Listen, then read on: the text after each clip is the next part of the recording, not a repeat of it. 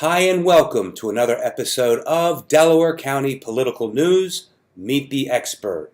Today our guest is David Taylor, the president of Pennsylvania Manufacturer Association, the century-old statewide trade organization representing the people who make things in our Commonwealth.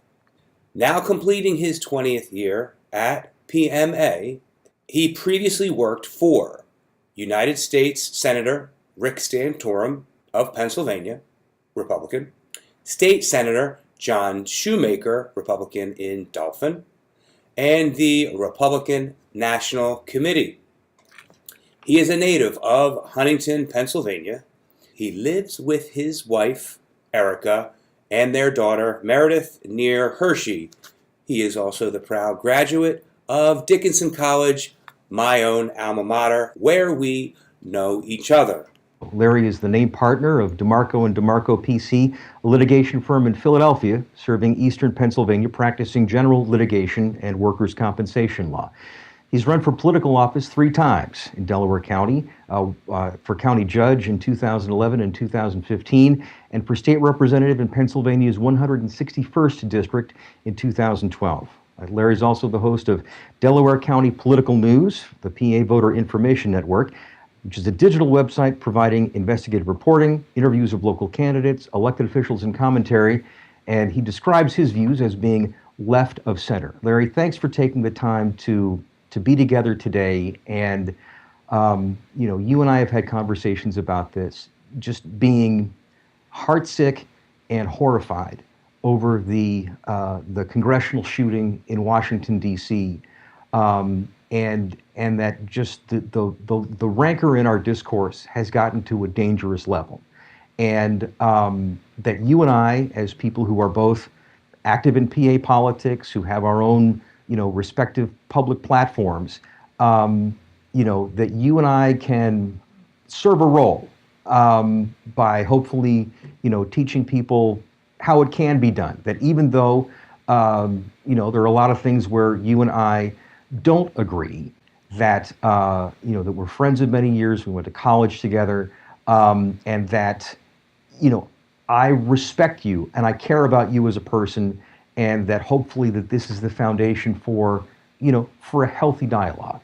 David, first I want to thank you for agreeing to do this with me and inviting me to be a part of PMA Perspective, number one, and number two, that respect is a mutual respect, of course, and it goes all the way back to our college years where you were a leader of the Young Republicans. I was. Absolutely, and when David Taylor talks, people listen. Well, and Larry, to start the conversation for all of our friends, I always joke that the foundational fact of Pennsylvania and Pennsylvania politics is that the king did not know what was over here when he gave the land grant to the Penns. So as a result, Pennsylvania is a huge state. Our geography makes no sense. And, you got a mountain range going in the wrong direction. And, for Pennsylvania's 67 counties, life is very different. If you, live in one of the, vibrant neighborhoods in the city of Philadelphia, you have your own culture, your own little world. It's a big state, and different communities live differently, and that we need to sort of accept and respect that as a starting point. Pennsylvania is like a microcosm of the United States of America, because how you just described Pennsylvania, anyone can describe our country being so different, the North and the South, the East and the West, and what's in between. So everything can still apply to when our listeners sit and follow the national news. And that's what I love about following local politics. And Delaware County is a mini Pennsylvania too. Yes, it surely is. It surely is. I guess my point here is to say we need a whole lot more of the live and let live, and trying to see the world from somebody else's point of view. And related to that, just because somebody else has come up with a solution that you don't agree with, it doesn't mean that person hasn't correctly identified a real problem. Just as an example. So certainly, you know, Senator Sanders and I don't agree on anything. But you know, I was listening, was making the argument explaining about how expensive it is to be poor, and I know that that's true because you know people of lower income don't have the support of various institutions that don't have enough social capital. There's not enough help for them in their lives, and so they wind up you know, not having a regular banking relationship and having to go to the check cashing place. You know, you have unstable residents, and so instead of being able to rent, you know, an apartment for a month at a time, you know, you're paying weekly, and as a result, you know, that yes, it's paradoxical, but it's true. It's expensive to be poor. My first thought is, well, then that neighborhood needs a Walmart supercenter so that they can get free of the check cashing stuff and you know have more affordable goods and such. But it's just like, again, if you just say, oh well, you know, Bernie Sanders, and dismiss him out of hand, if you don't actually listen, you would have missed, you know, that underlying truth. You know, I say this to legislators when they're here in Harrisburg. You join in the responsibility of making law that will apply to every part of the Commonwealth. So, you know, we're all counting on the discretion and the public spiritedness of these legislators in approaching these problems. It's like you no longer have the excuse of, well, you know, that's not in my district. Well, you're making law for the whole Commonwealth, so you have to care about the impacts of these decisions for all, you know, for all 13 million of us. Certainly. And David, it's a good place to start, Senator Sanders, for our conversation. I have two responses to you bringing up him. Is you don't agree with him, I think you said, almost in anything, or I identify with him most closely out of anyone who ever opens up his mouth, except maybe Noam Chomsky, except I think he takes everything he believes in from Noam Chomsky. So we have, as you can see, you and I are a good start in terms of speaking from polar opposites of the political spectrum. The place where I think we need to start, sort of the foundational issue of our modern, you know, political debates, is all about the role of government in society. You know, from the conservative side, you know, we believe that you know that the Constitution is permanent, and that the institutions of representative self-government are intended to limit the power of the state, so that the state, whether it's the federal government or the Commonwealth, can do only those things that they're explicitly, you know, permitted and directed to do, and to beyond that, to leave the maximum amount of freedom for individuals and for, you know, non-governmental institutions, the way that people choose to organize themselves in, you know, in civil society. I believe that where our differences come in modern debate is that conservatives don't go far enough, and with the constitutional interpretation, and of course we're deliberately not getting specific right now. We don't have enough time, Right. But I think that's where the debate comes in, and right now the issues aren't being discussed that you want to tackle today, such as taxes. Well, I mean, that's sort of the next step to say the great conservative president Calvin Coolidge, you know, once said that if government takes $1 more than is absolutely necessary for the operations of government, that it's legalized larceny. And Uh-oh.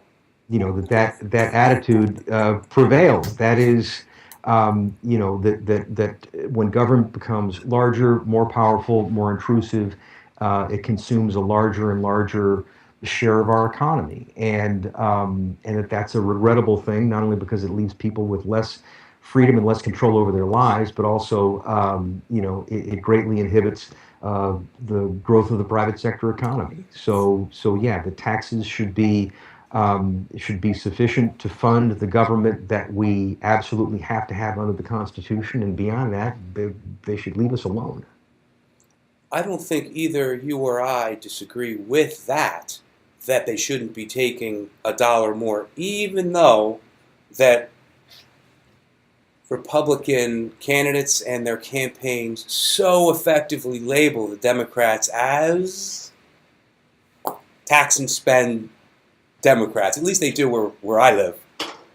And I'm sure they do where you are too. However, I think a bigger question is, who should be paying what?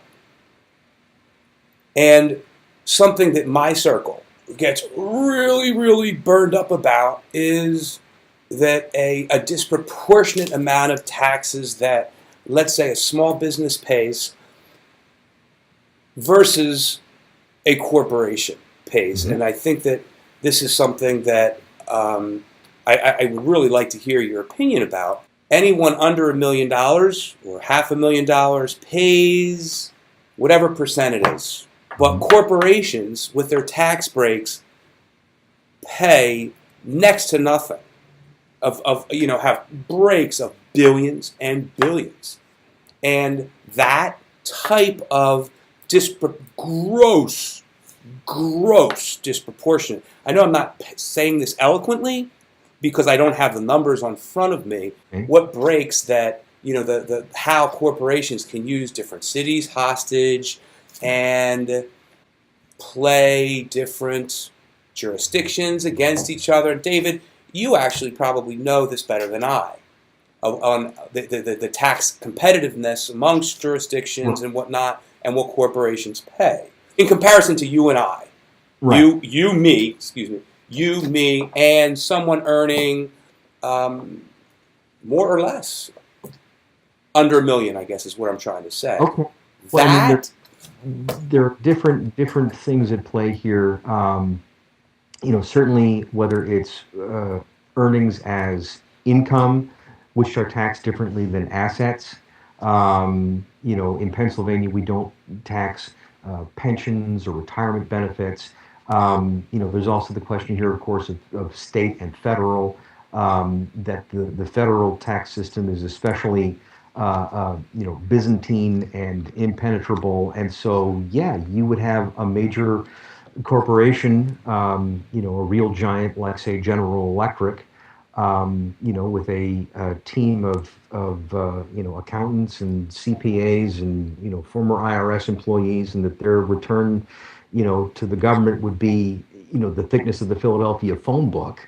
But if they're following the law as the law is constituted, what can you criticize them for? I mean, I would say that the tax code itself is a monstrosity, and that, tax simplification, meaning stripping out, many of the, the deductions and exemptions and those kinds of things, if applied to a lower rate, a simpler code with a lower rate would be better for everyone. Tax complexity is just it's a huge waste, but it's one of the ways that politicians and government exert control over the economy by putting in something that's favorable for one particular constituency over another. So, there's a lot to object to, but again, if you benchmark the U.S. versus the rest of the world, certainly of all the advanced industrial countries, we have the highest corporate rate. We also have another tax policy where we have global taxation as opposed to territorial taxation, and that what that means is that if, say, a German company is doing business in another country and that they satisfy customers by providing goods and services, and that they've paid all the taxes to that foreign government, the foreign provincial government, the foreign local government, and they try to take those earnings back to Germany, Germany says, hey, okay, you're a German company, you've paid taxes on that stuff, bring it on home. U.S. doesn't do that. U.S. goes and says, okay, American company, even though you've paid all the taxes to the national government and the provincial government and the local government where you earn this money, to bring it back to the U.S., you need to pay Uncle Sam again if any of those countries have a lower tax rate than we do. Well, but we have the highest rate in the world, so they all do. So as a result, you have American companies with overseas earnings that they can't bring home to invest in American jobs and American production. And so there's like $2 trillion of US earnings that's stranded overseas. We could bring that home by changing the law. We could do better. And again, it's about tax collections and economic growth as opposed to tax rates. Reducing tax rates can actually increase, it usually does in a short period of time, increase tax collections. So, again, it's all about, how do we get there? Yes, we all agree that we want government to have more resources to meet public needs. The question is, how do you get that? And my argument would be, we need to do it through economic growth. Say, Larry, the taxes are not the only issue when it comes to helping economic growth. There's a broad spectrum of things, whether it's the legal system or the regulatory burden or things like the workers' comp and unemployment comp system, all the things that go into the baseline cost of creating and keeping jobs. Those are all things that deserve to be addressed so that we can have more prosperity. Sure. One thing about economic growth, however, is the Democratic liberal argument is that it doesn't work. The growth never matches the need, the deficit.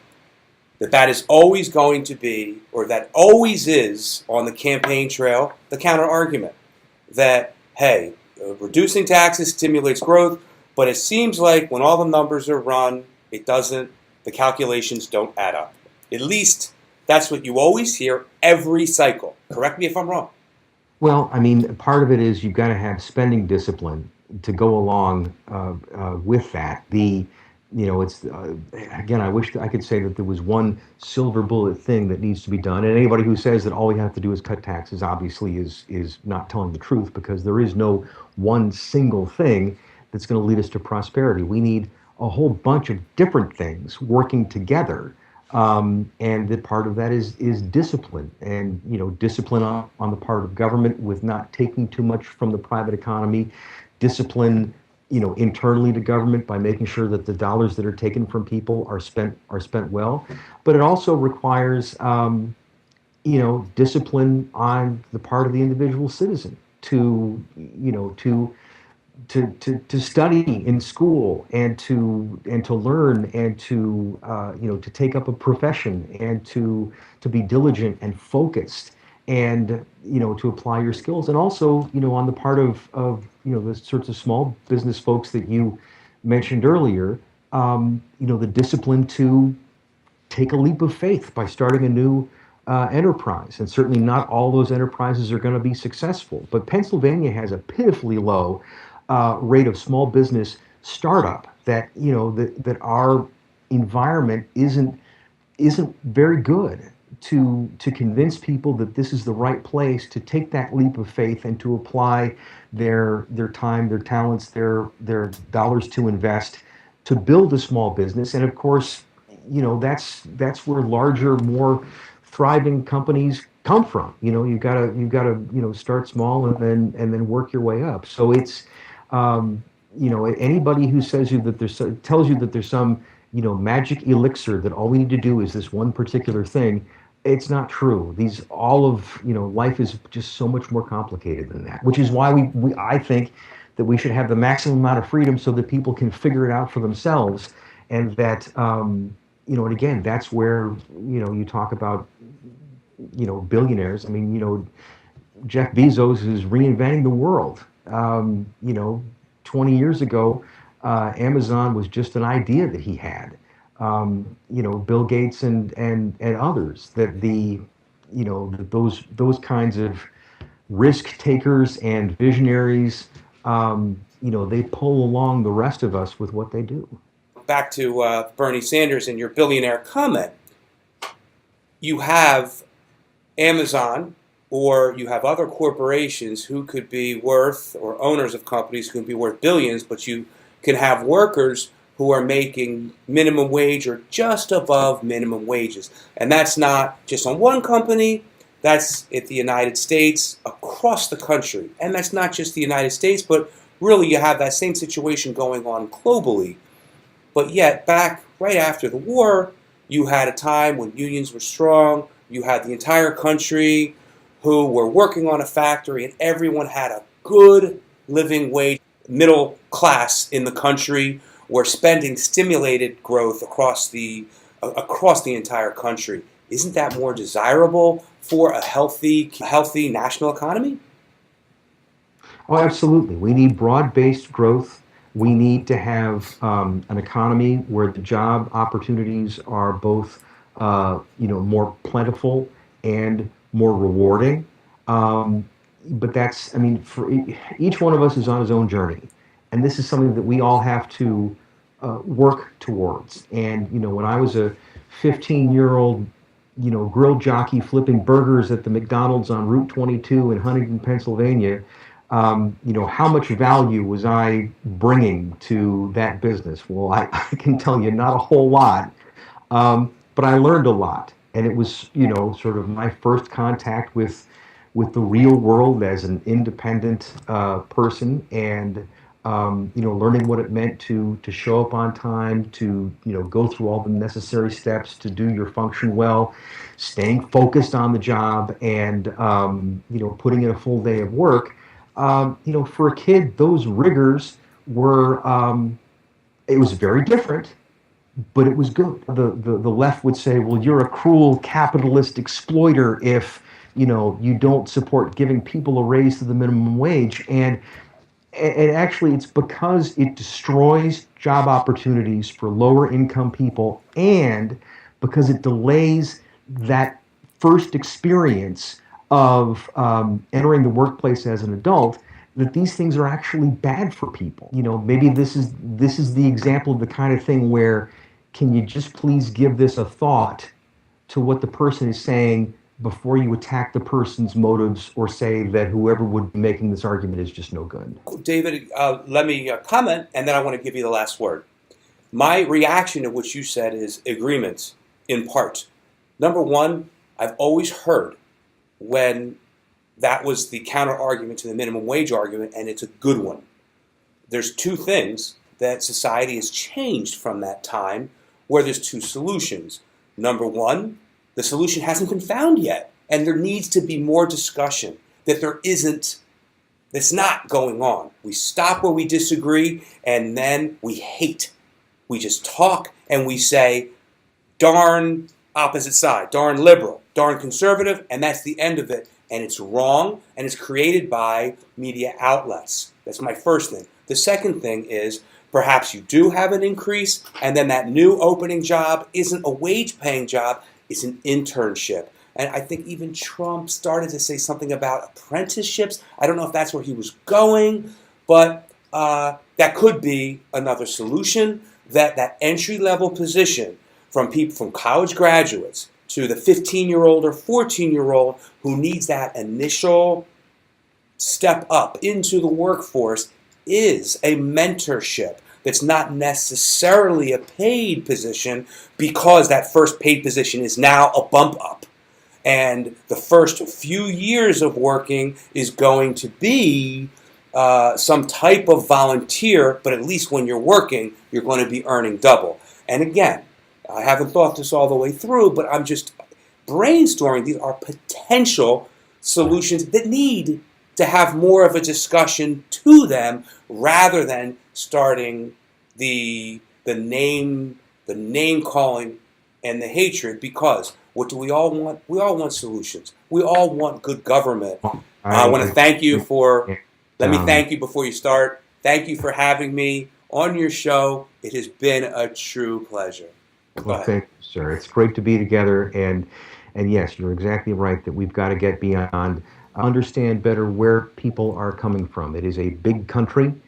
It's a big commonwealth, and from our cities to our small towns and villages and farmsteads, people's lives are very different. But in the end, we are all in this together.